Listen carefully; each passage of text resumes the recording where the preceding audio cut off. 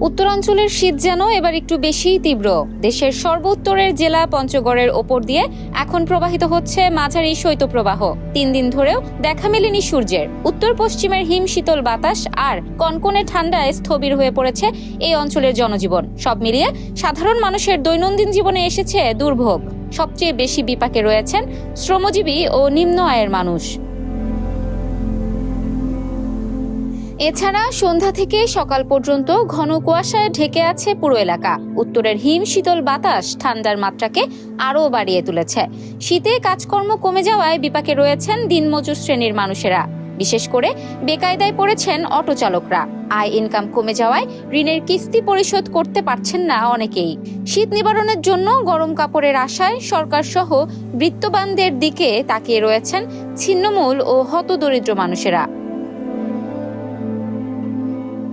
আজ বুধবার সকাল 9টায় সর্বনিম্ন তাপমাত্রা 7.5 ডিগ্রি সেলসিয়াস রেকর্ড করেছে তেঁতুলিয়া আবহাওয়া অফিস।